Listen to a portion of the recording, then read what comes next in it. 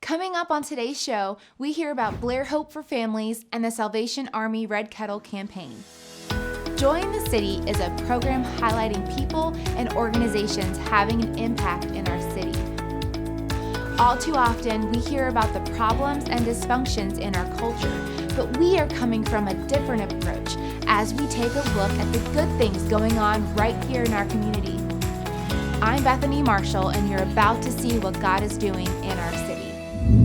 We want to thank our program sponsors, Park Home, for their donation of furniture used in our studio, Taylor Design and Events for beautifully decorating our studio space, and our platinum sponsor, Harry's Construction, for their ongoing support of Join the City.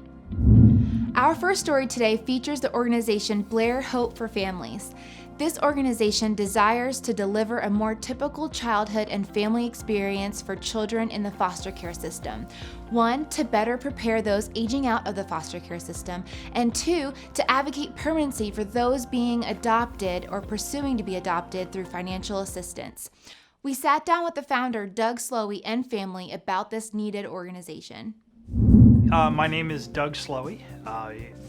My wife Connie and I founded Blair Hope for Families about 3 years ago.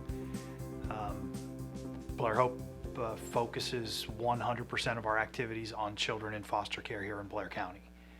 A lot of the focus on and energy for why we're doing this started when we adopted Isabella. It's just over 6 years since we finalized. We're coming up on 7 years since she joined our family. But the process of adopting really showed us that there's a lot of dysfunction in the system. It's not user friendly. And so as a result, we saw this as an opportunity to really come alongside folks that would like to adopt, that would like to be part of the solution. Shortly after we adopted Isabella, I was invited to join Blair County's Children, Youth, and Families Advisory Board, and that raised some additional awareness and opened some additional opportunity right here, a lot closer to us, for where we could really impact the lives of local children, local families. And so we launched Blair Hope 3 years ago. Doug was actually the brains behind the planning, definitely.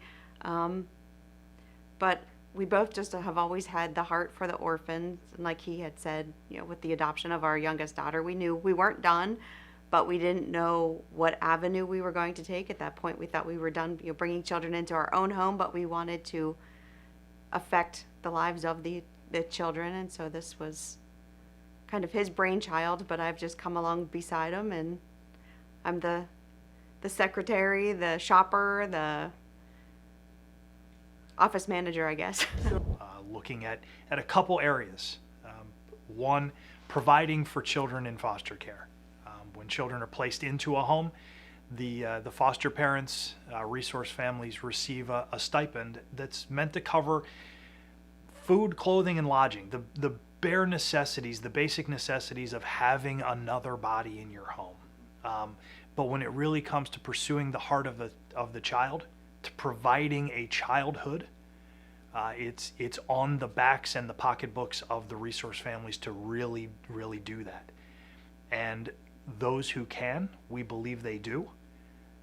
But we've also seen a lot of opportunities where we could come alongside them and provide things like birthday parties, and help pay for summer camps and sports leagues and learning to play a musical instrument, and this time of year, Christmas, because nothing epitomizes being a child more than anticipating what's going to be under the tree on Christmas morning, not being able to sleep, the excitement of what's coming, and then waking up Christmas morning and the overwhelming awe of what you find.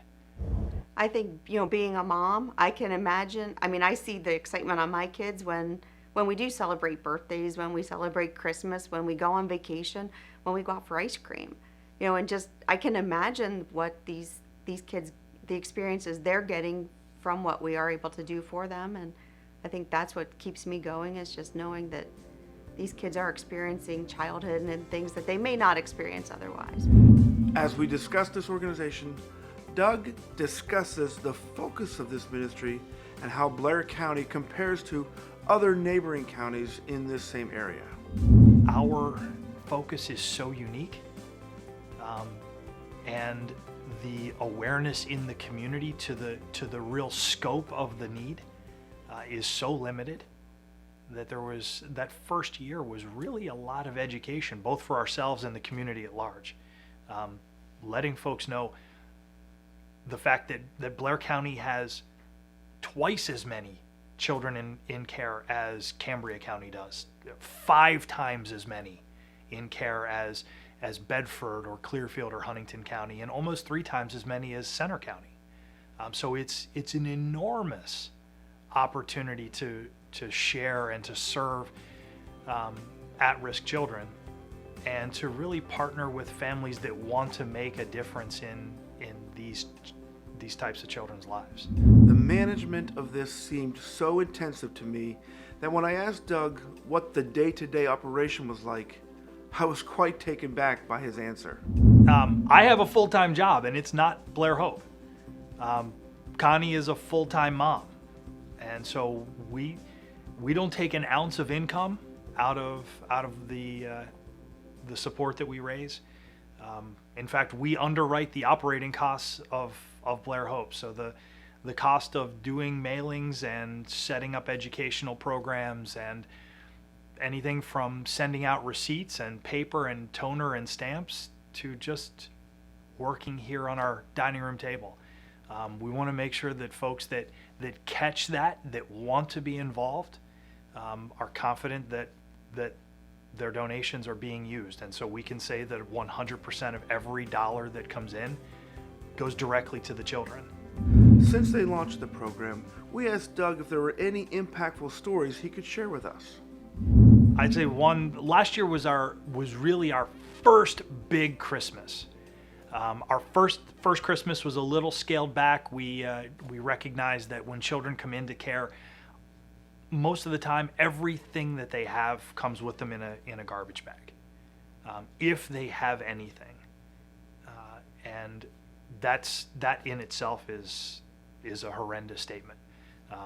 Nothing says, to your heart that you don't really matter than having all of your belongings in a garbage bag. So we worked with a local group, and we provided 50 children with very high-end canvas embroidered duffel bags on wheels. Their name was embroidered on it. It's theirs to keep. That was kind of our first step into doing something big. And last Christmas, as a board, we decided that we would treat Christmas for children in care the same way we treat Christmas for children in our home. And so for our children, we ask them what they want. And they make their lists and they send them off to Santa, and then on Christmas morning they wake up and it's there. And so we did the exact same thing. We went through the agencies that we work with, the agencies that care for the children in Blair County, and they provided us with Christmas wish lists for 132 children. And Connie shopped day and night, and we provided Christmas for 132 children. Wow.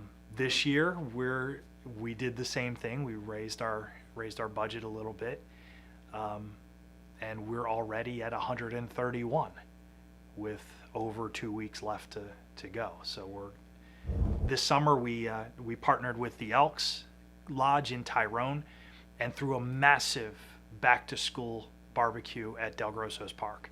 Del Grosso's threw in ride and slide passes for every child that would come, every biological child in the house, and every foster parent, every resource parent.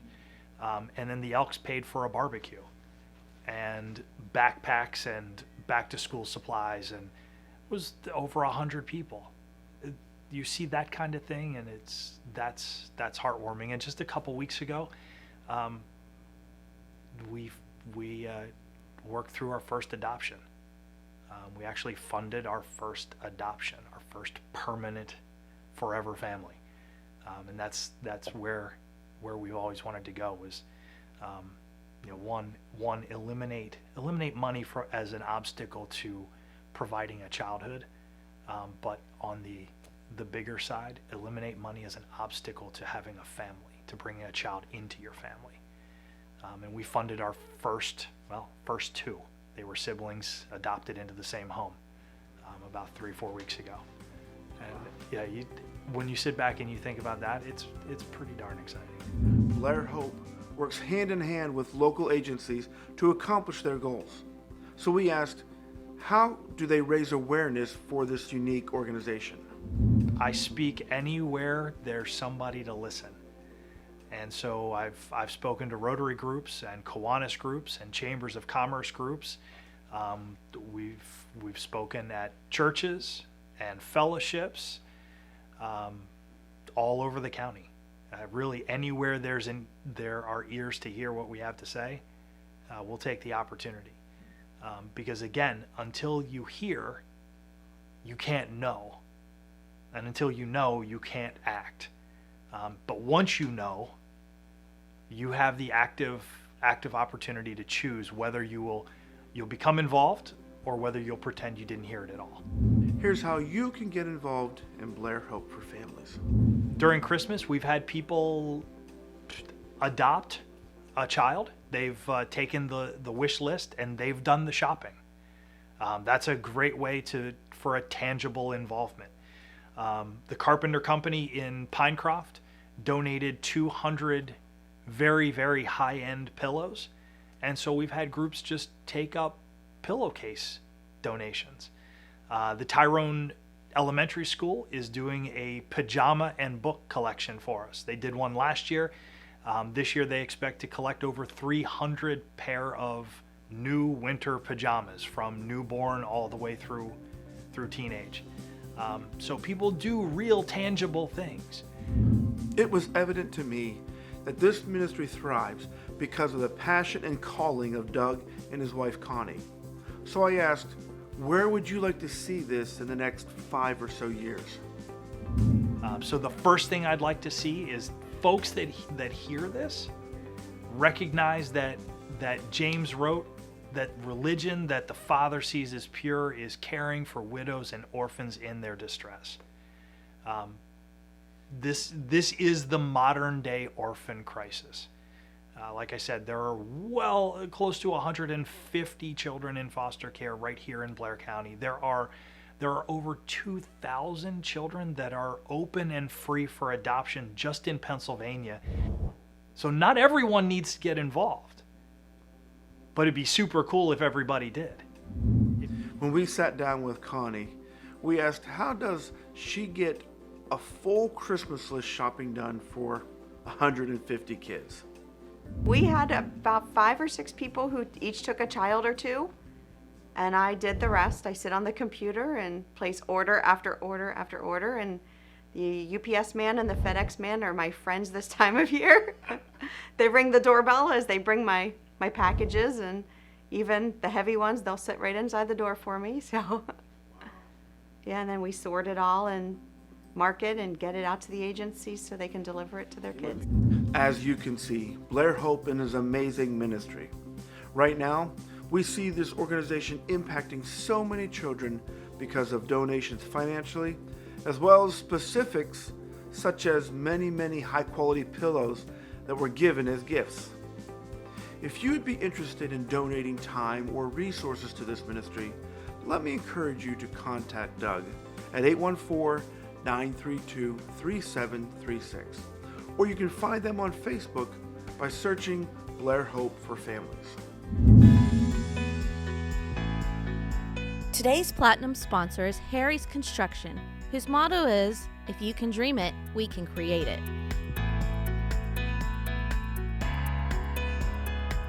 Recently opening Harry's Construction Kitchen and Bath Center so you, the consumer, can see examples of the variety of services provided by the team at Harry's Construction. Thanks again to Harry Halk and the team for supporting Joy in the City. The Salvation Army is well known throughout the world, but today we're shining a light more on its foundational purpose rather than its most popular perception.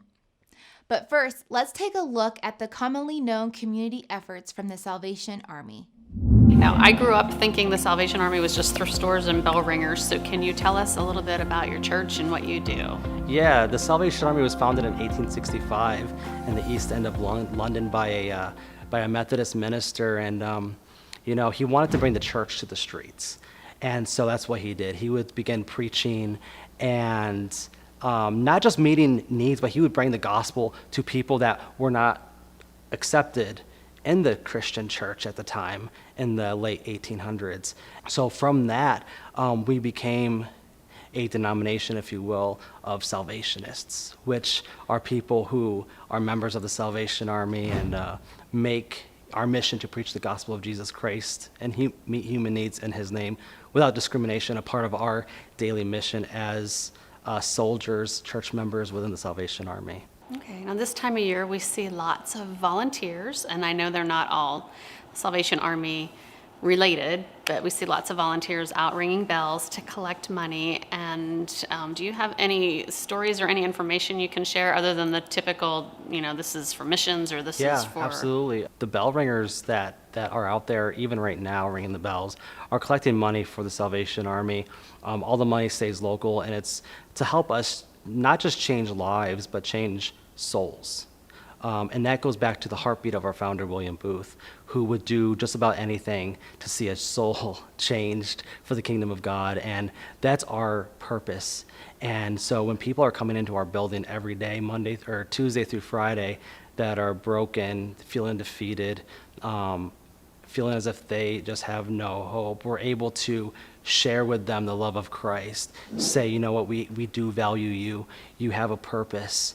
And so all that money helps us do just that. Okay, and how have you seen this impact the Altoona area? I would say people who, again, would maybe look down in the eyes of our society that are just really hurting, saying yes to the Lord through our ministries. I believe that's impacting, because it's not just about changing a life, but it's changing a soul. And when we're able to do that, then it's such a beautiful thing for people just to say yes to God. I accept you, and it's because of what we do that leads people to that. We don't want to just give out just another food box. We don't want to just help provide some finances for a utility bill. But when we're able to, say, here, we can help you with this, and they look at us and say, thank you for giving me dignity and love and grace. I believe we can impact the community, but it's not just the Salvation Army that can make this impact. I believe, and this is my heartbeat, is when the church comes together as the capital C church. That's when we can make a greater impact for our community. But the Salvation Army, we do have a part to play, and we're going to continue to do that for the kingdom. Like, what other programs do you have, and how do you see them impacting the community? We have youth programs that brings in kids that come from broken homes, who we see life being restored back into them because their parents are divorced, or there's some financial situation in their household. And when they're able to come to us and start opening up about what's going on at home and trusting us, and we can walk with them through that, then I believe we're still making an impact. Same thing with our Sunday evenings soup kitchen. We have a wide variety of people that come down to have a free meal. People from the local high rises that we have here in town, to families that truly, absolutely have no other means for a meal. And when we can sit down together as a community at in various walks of life, not judging anyone, but just saying, we're all in this together. This is what we see, and again, I believe that it is making an impact. Do you do that every Sunday night? We have a community meal every Sunday night. We typically start with a service, so we feed them spiritually before we feed them physically. So, and most of them, I would say 85, if not 90% of the people that come to our soup kitchen come to our evening meal. Come to our evening service, and it's a different crowd than our normal church attenders on Sunday morning. Sunday mornings we have a packed house. Sunday afternoons, same thing, different crowd coming because they're hungry. And then during the meal, when they see me walking from table to table, just seeing how everyone is doing, they come with questions. Lieutenant, this is what you said during your message. Can you explain this further? Or I read this in the Bible. Can you help, explain this passage to me? And then we're sitting down and we're having kingdom conversations. And that's leading to prayer. And then that goes on to lead someone even into the kingdom of God. And them saying again, yes, Lord, I want to accept Jesus as my Savior. And this is what we're seeing Sunday evenings. And it's so beautiful. Do you have anything special going on through the holiday season? Yeah, we actually have a lot going on during the holiday season. The community knows about our Red Kettle campaign. All of our bell ringers are out there, but we have a special program called Treasures for Children, where people can come in and they can apply. Normally, the sign-up week is in October, but families that are struggling, they don't know where they can get gifts for Christmas, they can come to us. And thankfully, we have different organizations, businesses that take tags for us. And so it's almost as if the community can sponsor a child every Christmas season. And all those toys for that specific child comes back to our church. And then we get all that ready so that the week before Christmas, those families can come down, pick up their gifts that those in the community had purchased, and we're able to give hope on Christmas Day to families that are struggling, can't afford gifts, because we all know that the Christmas gift list gets longer and longer every year. If you have more children, it's tough. And so not only do they have to worry about buying gifts, but just buying, paying their bills and everything else that adds on to the pressures of the holidays. And sometimes Christmas isn't always the most joyful season for a lot of people. And if we can change their perspective on the holiday season, then it's going to change their perspective on the community, change their perspective on how generous people can be, and have new perspective of the society that we live in.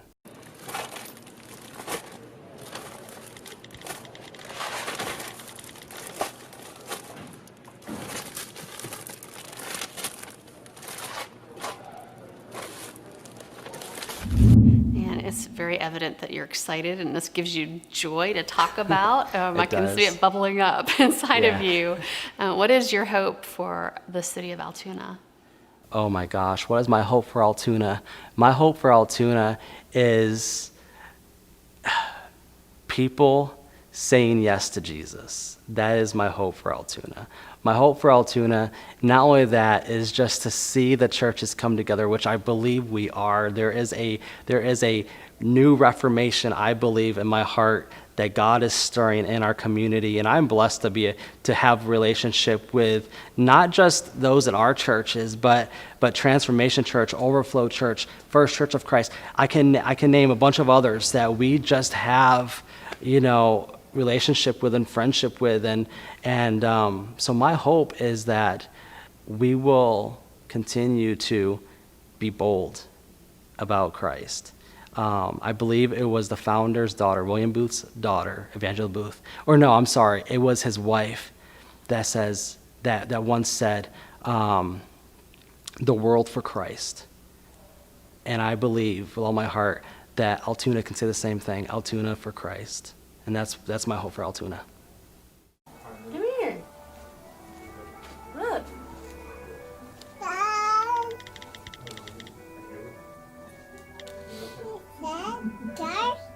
Jay, where's the baby?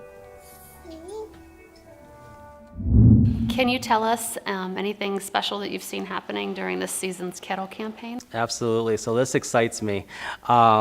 We have been getting some phone calls and some Facebook messages of just people feeling something, experiencing something. I don't know where their relationship with God is, but there is a presence at these kettles. And I'm getting a lot of feedback, just people saying, when we see this kettle or when we walk by this kettle, there is something there that is different, that they did not feel when they were approaching. And I believe that that's God's anointing on every kettle worker. You know, we may see them and they're just ringing the bell, but there is something this year that I believe God is stirring up in this community and within the Salvation Army and with those that are walking past. And my prayer is that even when they see a kettle, they see that word salvation, and maybe, just maybe, they're saying, Lord, today's the day, or this season is the season that I received your greatest gift. I received your salvation through your Son, Jesus Christ. And so that has just been really cool to see in the community, just people coming, just saying, hey, you know, I walked by your kettle and there's just something there. You know, that's just beside a bell ringer and a kettle. But there's something spiritual, there's something powerful happening, and we can sense that. And how can we pray for you guys and for the Salvation Army in Altoona? Yeah, I would just, we would love just prayer for strength. This can be a very tiring season, not just for me and my wife, but our staff and all of our volunteers. It's our volunteers that really, help make the Salvation Army do what we do. And so just pray for strength and pray for lives changed. Because again, we do so much, and I feel like a lot of people don't really know who we are as not just a faith-based organization, but as a Christian church. So I will pray for intentional kingdom conversations, gospel conversations, and eternal decisions for Christ this Christmas season. It doesn't matter how much you give, how often you give, or why you give. Because no matter what you give, you get the chance to change lives.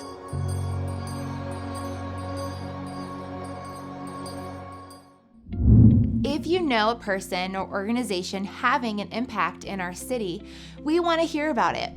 You can contact us at 814-944-1948 or by email at stories@jointhecity.org. That's all the time we have today. Thank you for watching Join the City True Stories. Let me encourage you to watch other episodes of people and organizations having an impact in our community on ABC 23 at 5:30 a.m. and 12:30 p.m. every Sunday. You can also catch us each week on our Facebook page and YouTube channel. Until then, be encouraged because God is moving in our city.